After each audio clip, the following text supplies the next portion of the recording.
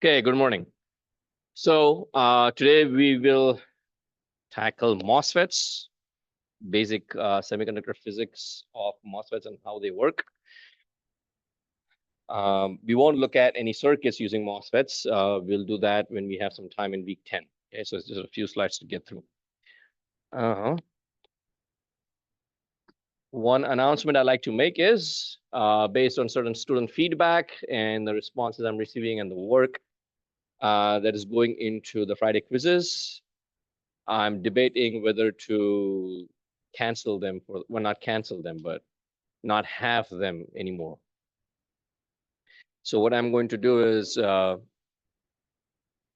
have like a small poll on whether students would like to continue with it.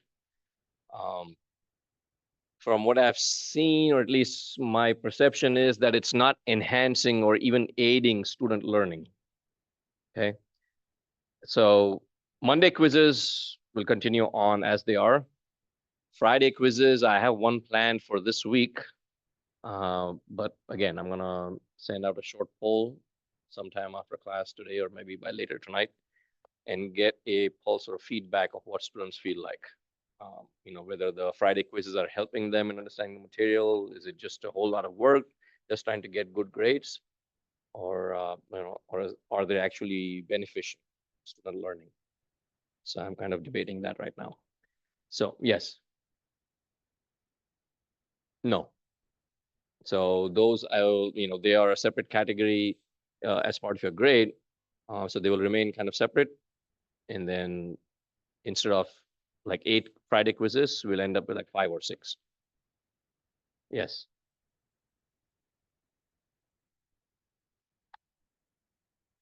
So question being asked is, if I cancel the rest of the Friday quizzes, can I post the questions? Sure.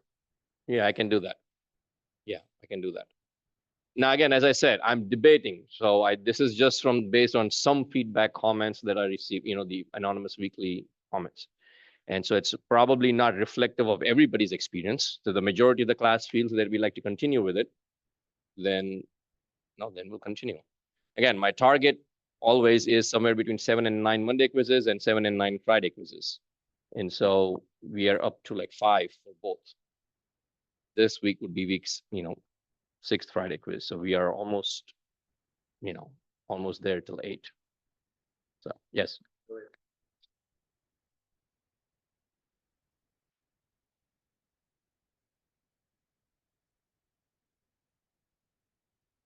Yeah, I think I dropped one of the questions from there, or I adjusted the credit. So the last quiz, I believe I talked about the surge current equation. That was, I've reported that, and I can, I'll adjust the points based on your response. Yeah. Okay. All right. So take another 30 seconds and just to show what we were discussing before began the Zoom. So again, it's a free guide written by Daniel Fleisch. I hope I'm pronouncing that correctly. Student's Guide to Maxwell's Equations. And you can download the entire PDF solution, everything from his website. Okay. So this will be very helpful. I believe in general, it's very helpful, but also if you're taking either classes related to electromagnetics, form foundation, it helps students understand the foundations. Okay, so let's go to MOSFETs. All right, so what are MOSFETs? MOSFETs are a special kind of FETs, field effect transistors. And the name MOS comes from the physical construction of the device. MOS, MOS, stands for metal oxide semiconductor. It's a sandwich layer. It's a sandwich layer that is used in the construction of these devices. Okay. So the sandwich layer consists of a metal at the top. That's the M. Then there's the oxide layer.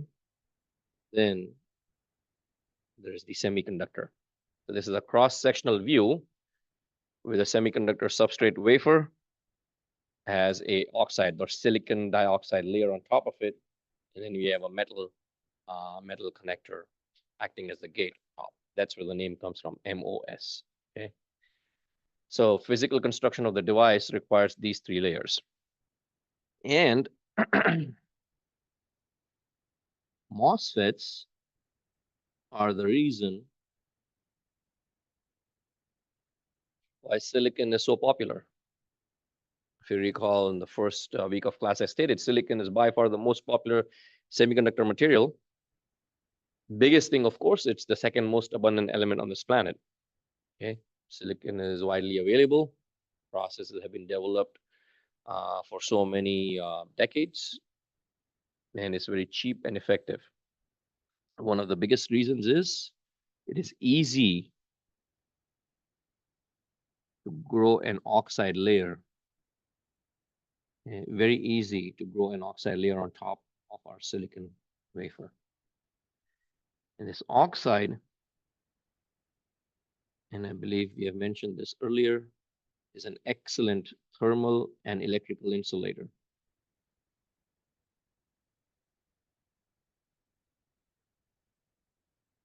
And we use that property, the electrical insulating property, in this structure. Okay. Germanium, as I said, was the first semiconductor, one of the first semiconductor prototypes, right? But silicon quickly took over.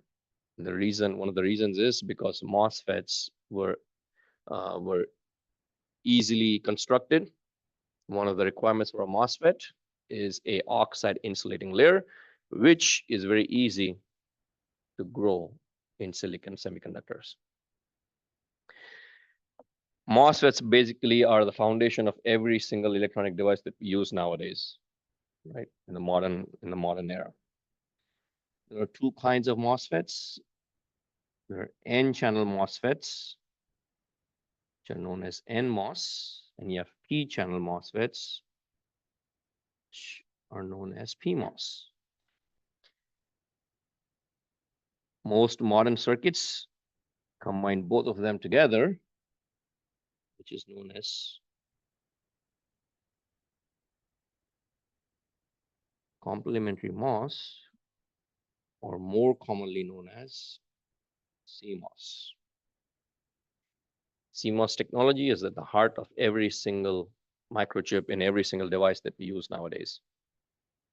Okay, everything that we work with, whether it's analog or whether it's digital circuits, they all use CMOS fabrication techniques. So this is the physical construction, show you the physical construction of a N-channel MOS. Okay, and we look at everything in detail. All right. Since we are talking about the metal oxide semiconductor structure, what does it remind you of? You have a conducting plate. The metal is a conducting plate. Then you have a insulator. Then you again have a conducting plate, capacitor. And so this is known as the MOS capacitor.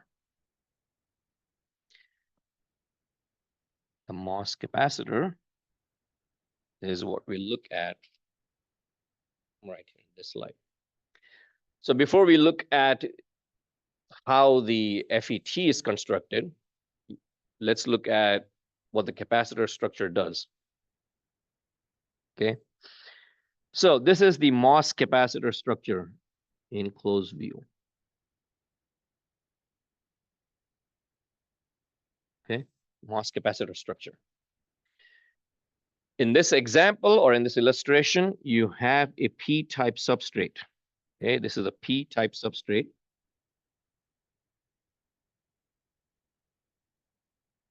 Basically the silicon wafer that you're going to use to build our device. This is also known as the bulk.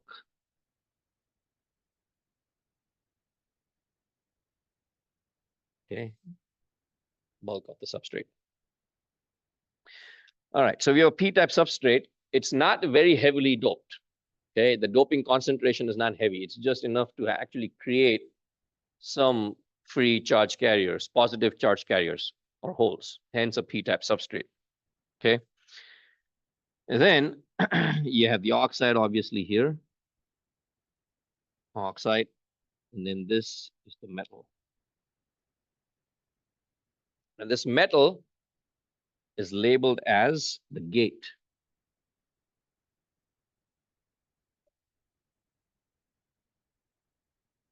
It's labeled as the gate. Okay. Right now, we're not thinking about the transistor or the other two terminals. This is simply the MOS capacitor structure that's in the middle. So the gate is held at a voltage known as VG. Okay, gate is held at a voltage known as VG.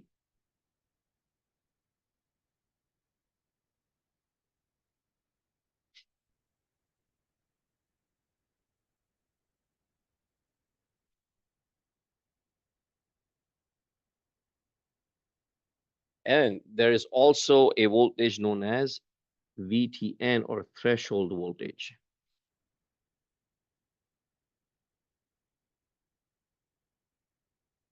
This threshold voltage depends on the physical construction of the device. Okay. Physical geometry and the doping concentrations. Okay, that's what it depends on. So now let's see what happens. You have a p-type material, you have an oxide layer, and you have a metal or metallic gate. Metallic gate and the p-type semiconductor separated by this oxide material. This oxide is of very high quality. Okay, it's a very, very thin layer, but it's of very high quality. Okay, the reason for the thinness is that when we apply a bias at the gate, meaning when we apply a voltage at the gate terminal, that thin layer should permit the effect of the electric field to go all the way down to the bulk or the substrate of the material. So in this case, in the first one, the gate voltage is far less than the threshold voltage. VG is far, far less than VTN. What happens? You're applying a negative voltage at the gate. So if you apply a negative voltage at the gate, that is shown right here, all these negative charges, what happens inside the p-type material?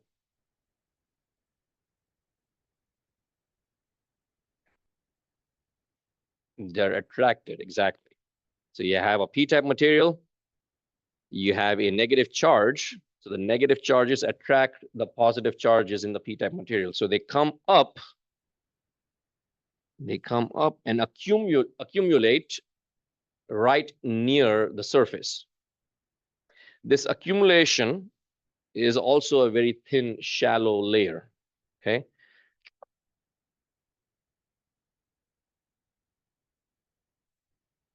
So the accumulation is also a thin, shallow layer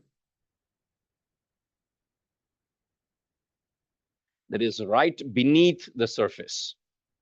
They're right beneath the surface. But they cannot come in physical contact with the gate because of the insulator. So the insulator separates the gate and the p-type substrate, and it prevents the holes from going anywhere. They're just there, they're attracted. Think of it as a magnet, and the magnet is on the other side of a separating divider, and it's just attracting them. So it's holding them in place. Does that make sense? All right, so what have we done here though? We say it is a hole accumulation layer, but what has it done? It's a strip of positive charge carriers. That means there is a channel that is created of positive charge carriers. Okay, the channel of positive charge carriers that is created. But we are not doing anything with that channel. Again, it's a very thin, shallow channel. We are not doing anything yet. At this point, is basically just held in place. Now,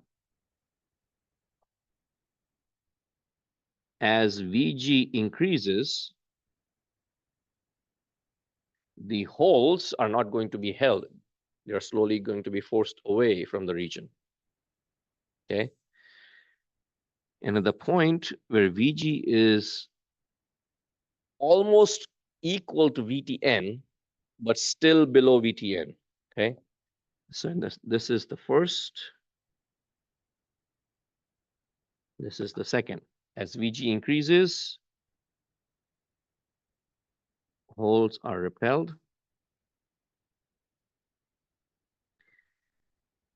But VG is still less than VTN, the threshold voltage. Yes. Yes, VTN, far negative. Yeah. Well, depends on the design, but yes, it'll be negative. It'll start moving. So the question being asked is whether VG is negative or positive. So originally for a N-channel MOSFET, this is the N-channel MOSFET, the gate is held negative, and then slowly increases. So at some point it's going to go from negative to positive. VTN, let's say, for instance, is positive value. So your graph might look something like this. VTN would be here, and this is VG, and this is minus VG. So you might begin somewhere here, perhaps. This might indicate VG is far less than VTN. And this area right here might be VG just slightly less than VTN. Does that answer your question? VTN is the threshold voltage. We'll talk about it. Yes. Yes. That happens in, all right, instead of 1, let's do A and B to match the figure.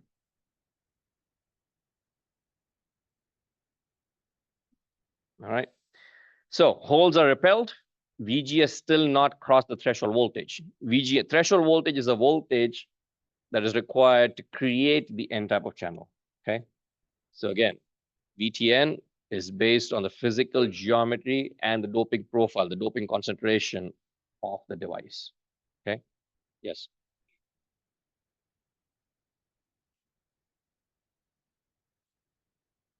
Not yet.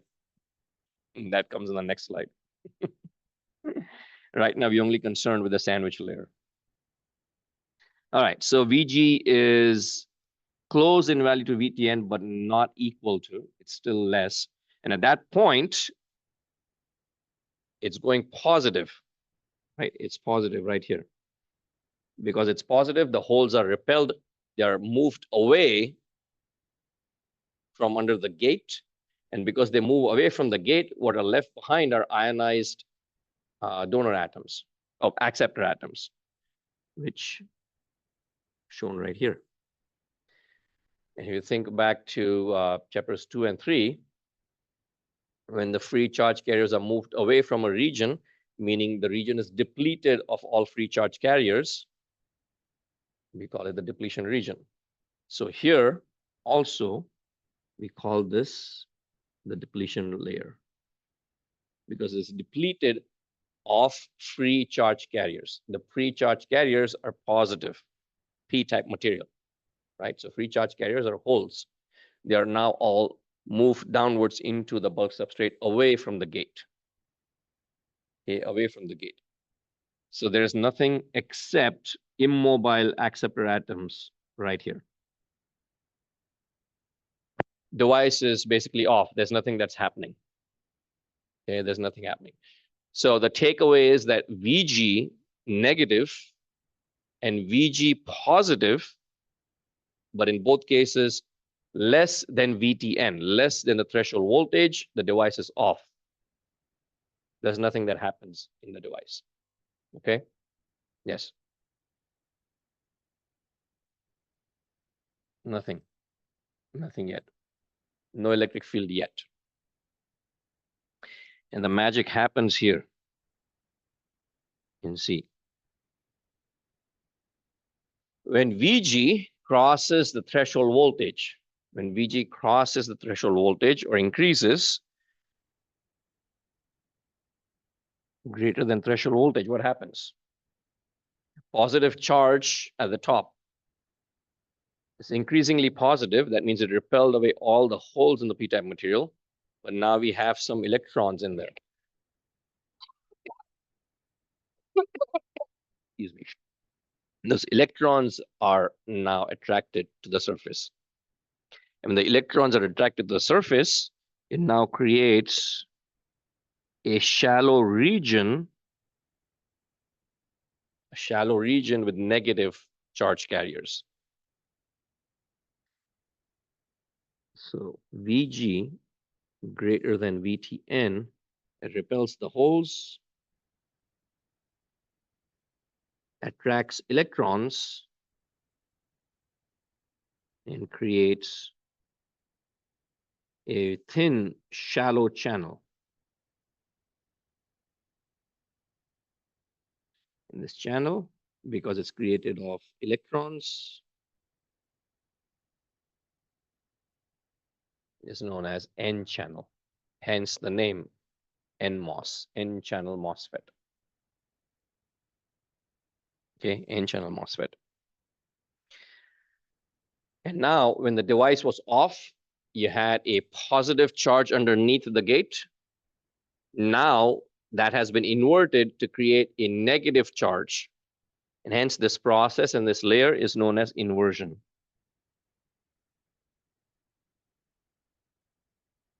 So we have accumulation, where you accumulate positive charges underneath, then depletion region or depletion layer, and then the inversion process, where it's now inverted from positive to negative, and now a channel exists right underneath the gate. Okay, let's take a pause and questions.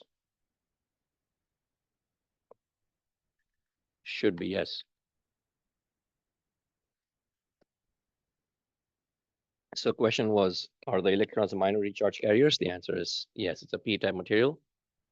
So electrons would be the minority charge carriers. All right, other questions? So again, this is the MOS capacitor, functioning of just the MOS capacitor. This is basically the heart of every working MOSFET or MOS device. Okay. One thing about this that is different from the JFET is that the channel does not already exist.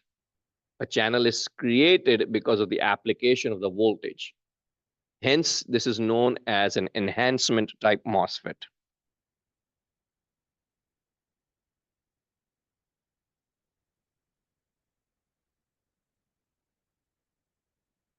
There are also other types of MOSFETs where the channel is pre-built or prefabricated, and those are similar to the depletion. Those are similar to the JFETs in that they would be depletion MOSFETs. But this one is a enhancement type MOSFET. Okay, enhancement type MOSFET. So now that we have our MOS capacitor, let's put two other semiconductor regions around it. And that's how we get this device. Let's look at the cross section. This right here is our MOS capacitor. Right, that's the MOS capacitor. Actually, the entirety of this is our MOS capacitor.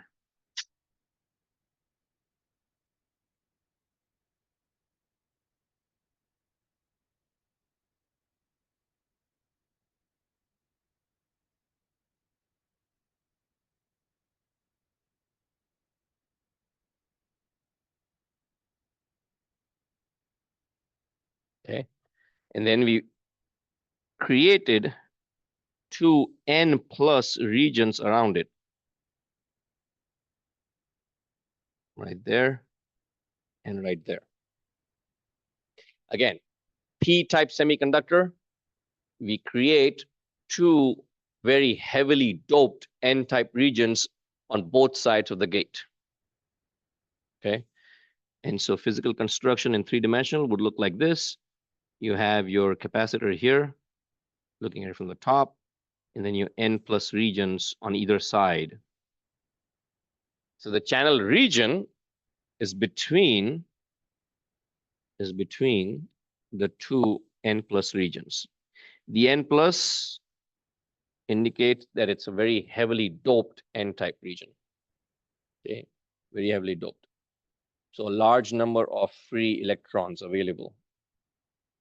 Yes.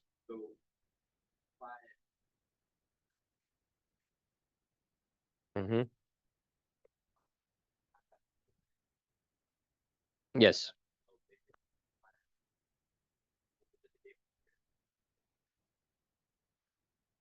Not yet.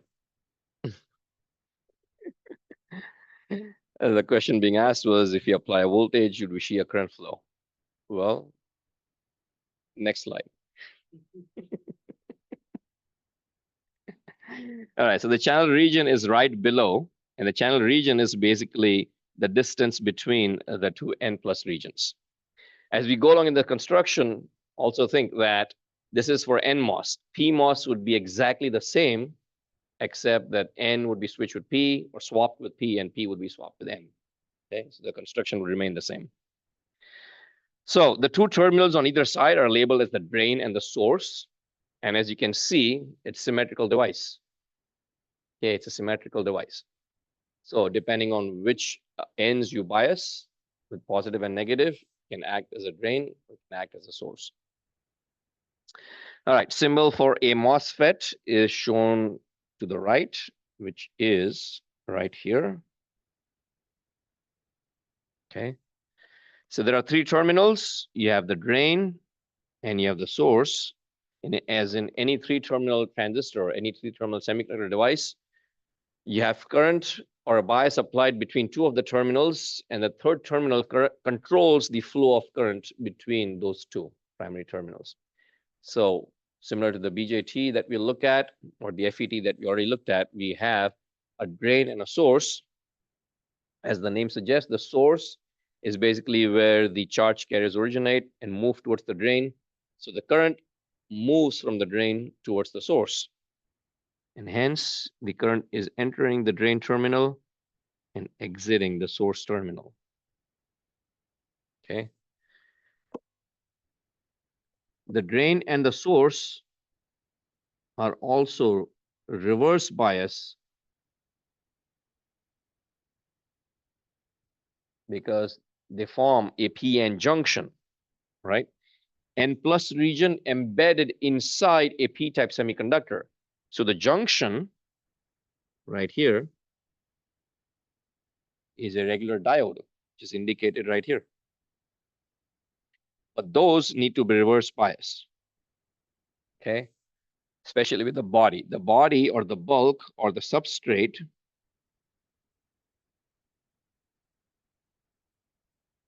which is indicated by this terminal right here, B. A reverse bias with respect to the body of the p-type material. Otherwise, our device wouldn't work. It would just work as a forward bias p-n junction right there. Okay, so it's held at a negative reverse bias.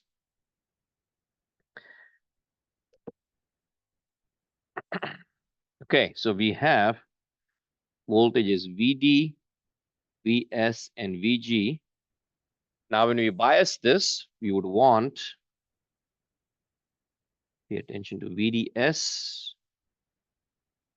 and VGS, drain to source voltage, which would be the main current carrying on the output side, and then VGS, the controlling voltage that allows the channel to form.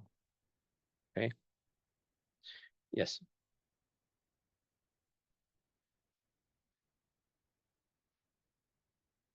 Yes. everything would be just flipped or swapped the other direction. Okay, so then let's look at device operation. What exactly happens?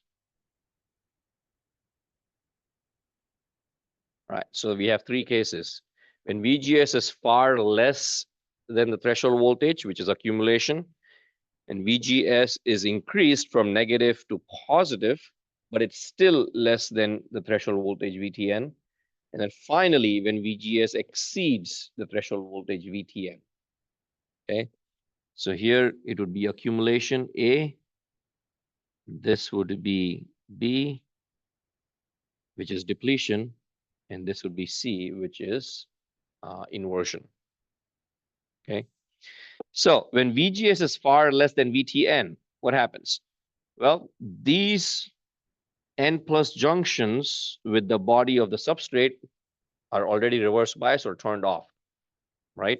And so you have a small depletion region that exists right here around both drain and the source. Okay. Plus, in the MOS capacitor, we saw what happens. We have a very thin, shallow region right here. And then that's accumulated off positive charges. So this is accumulation. It's not shown in the image, but we again saw that a couple of slides ago. So we have accumulation there. Then we slowly increase VGS. This is the depletion layer or the depletion region. It creates a depletion region right underneath the gate. And that depletion region merges with the other two depletion regions. So here, depletion region exists around the drain and the source. And here, the depletion region under the gate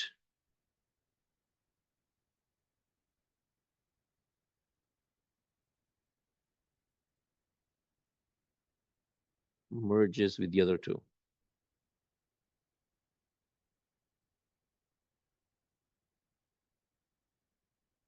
Okay. So it merges with the other two. And now, when VGS crosses the threshold voltage, tracks the positive charge, no, not positive, sorry, negatively charged electrons, they come through and they form this channel. And when they form this channel, they are connecting both the drain and the source to each other. So now there is a road or a pathway connecting the drain and the source. Does that make sense to everyone? Now you want to apply the voltage?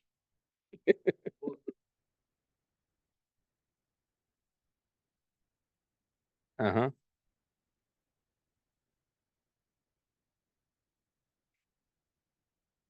Yes, not atoms, electrons. The channel or the depletion region. So depletion region is immobile ions, right? It's immobile acceptor ions, hence negatively charged ions. But there are no free charge carriers to move. That happens when VGS crosses the threshold voltage.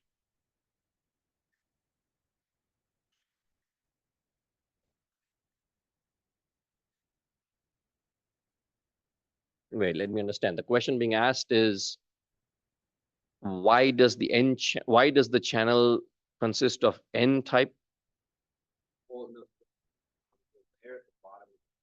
Mm-hmm. This one above it. Okay, the channel, yes. The channel is N type electrons, yes.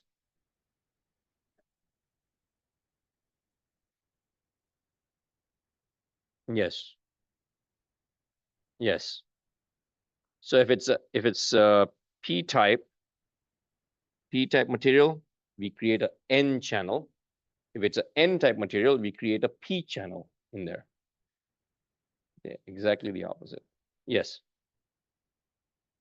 N plus simply means it's very heavily doped. So if there's a plus superscript, and it's heavily doped, there can be a plus plus also. We also see plus plus simply means heavily doped. That's a subjective term. It doesn't actually tell you the concentration, right? Heavily doped or heavily doped is respect to the background concentration of a wafer. But plus or plus plus simply means higher in quantity. Yes. Yes. That is, yeah. So in N-type material, we have a large number of free electrons. In P-type material, we have a large number of holes.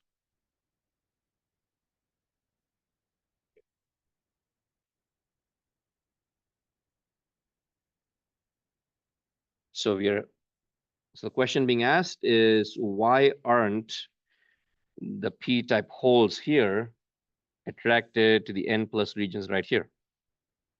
It's a good question. That's where the reverse bias comes into the picture. So we reverse bias the N plus, meaning the drain and the source, with respect to the body, which is like right here. We have a reverse bias, meaning we are reverse biasing these diodes. If we reverse bias the diodes, then we have this depletion region that exists at that junction, at both drain and the source. Okay. Yes.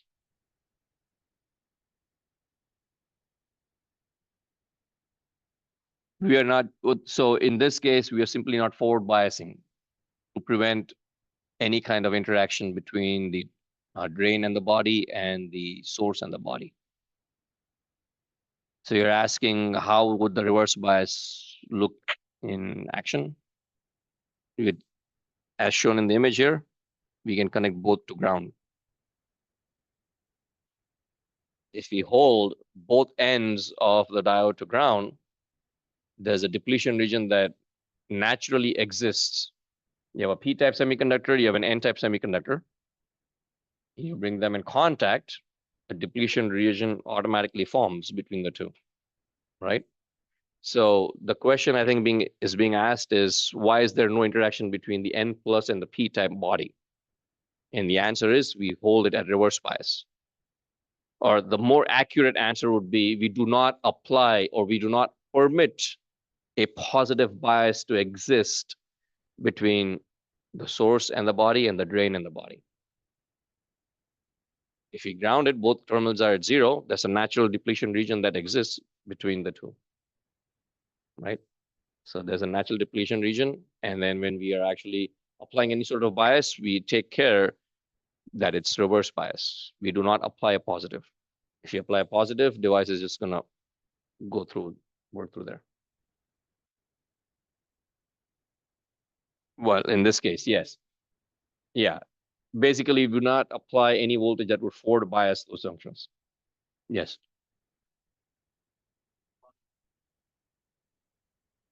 Yes. We have to, again, same or no forward bias. Yes.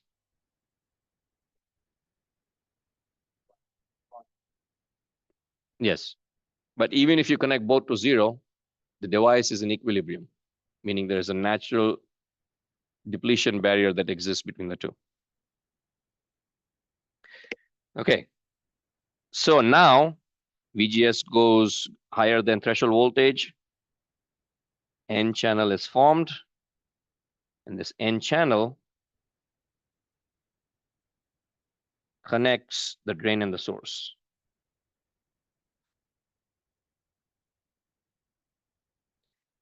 And now you can apply a voltage between the drain and the source, and current would flow. Okay. So we have about 10 minutes, actually less than 10 minutes left. Let's go over to the next slide. So now in this case,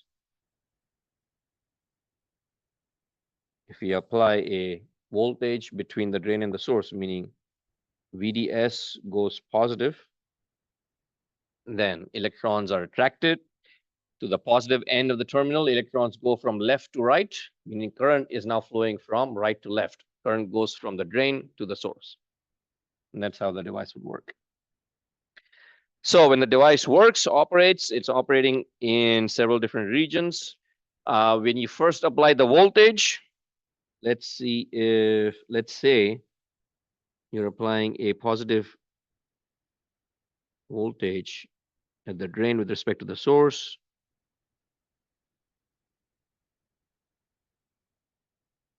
We are plotting a characteristic of the drain current with respect to the drain voltage. You would obtain linear responses.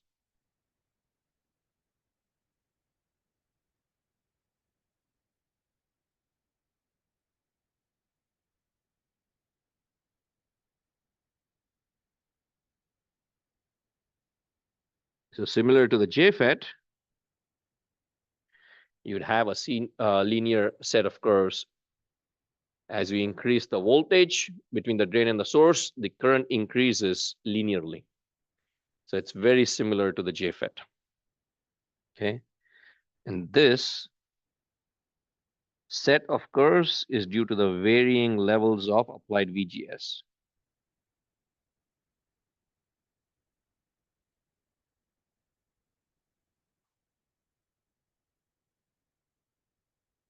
VGS. And here,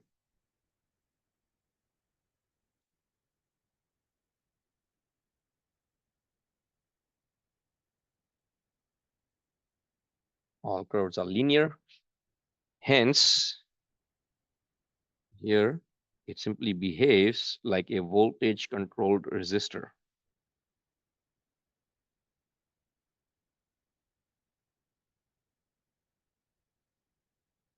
It's also known as the triode region, hence the name, triode region. The first 3 electrode vacuum tube, triode. Okay. So N channel permits electrons to flow between the drain and the source. This is known as an enhancement channel MOSFET. Let's look at some equations. The drain current and the source current are the same. So IS is equal to ID. We have a linear flow of current. Electrons are going from the source to the drain through the channel, right? Again, VGS is greater than VTN.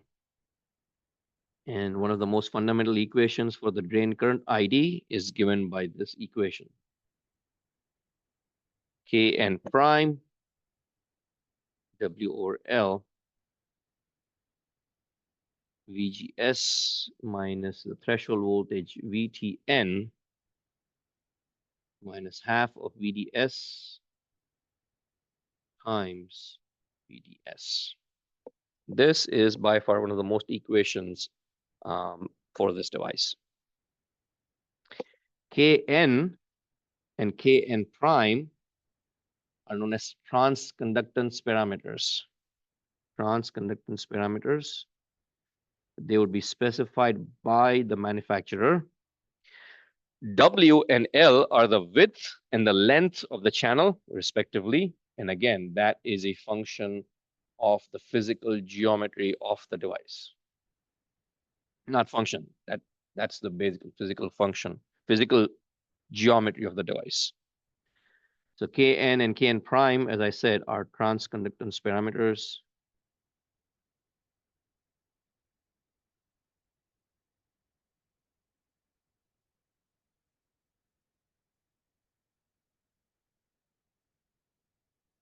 Okay. And Kn prime is basically given by mu n capacitor at the gate. All right, capacitance at the gate. Yes. Width and length of the channel. So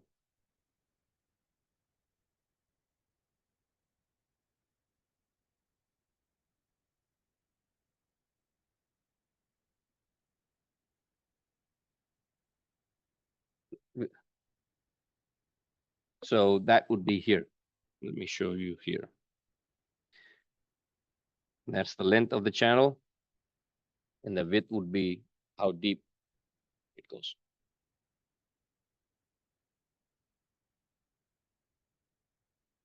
Okay.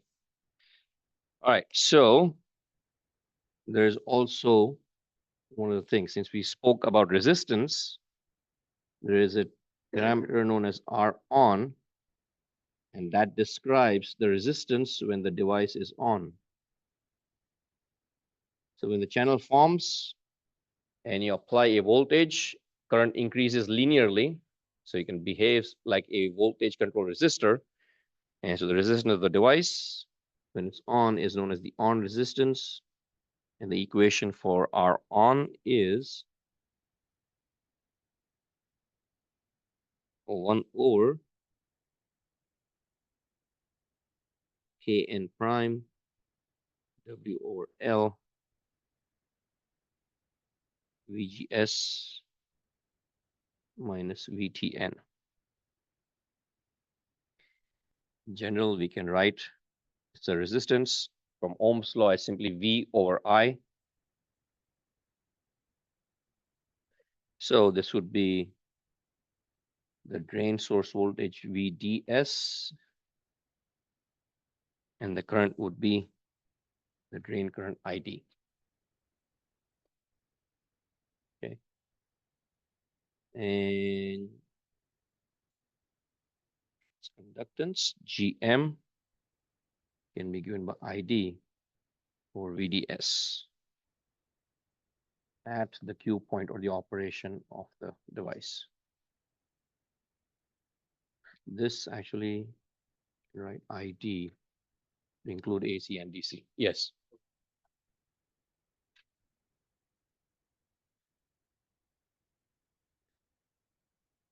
No, we do need to apply. So the question being asked is, we don't need to apply potential between drain and source. The answer is no. The channel exists because you're applying a potential at the gate. So the channel is formed. Free carriers, meaning electrons are present, but they are just present. So road is present. Vehicles are free to move, but vehicles will not move until you apply a voltage or an electric field between the drain and source. So the drain and source are the main terminals. In an FET, the same thing. Drain and source are the two main terminals. Channel exists, but unless you apply a potential between the drain and the source, meaning unless there's an electric field between the drain and source, nothing's going to move. So VDS 0, current would be 0. VDS goes positive, current goes positive. Yes.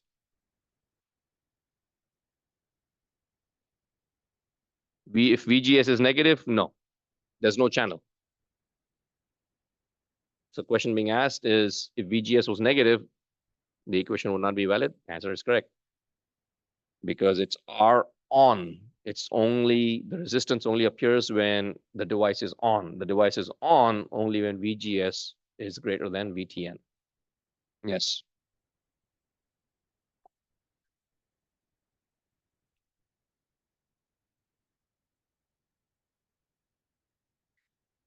That's the thickness, the length and the width. Oh, yeah, I understand what you're saying. You're talking about this. Let's go to the three-dimensional structure. I think the question being asked is, where is the W in here, right?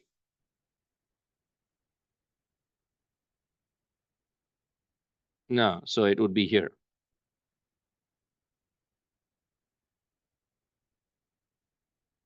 Because it's a thin, shallow region. It's a very thin, shallow region. No, no, we don't. Yes.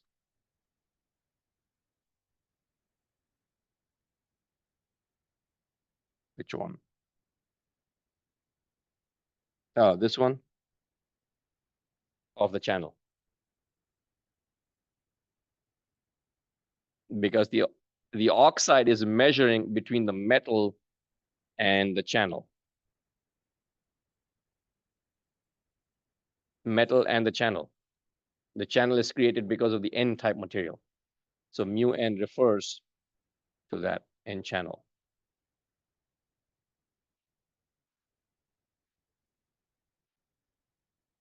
It depends on the gate. Yes. All right. So we are out of time. Actually, we've gone over time. So we'll end class here today and we'll pick up on Friday. And look out for the announcement later this evening or later tonight. Okay. So submit your opinions as soon as you can, so then we can make a decision for this Friday.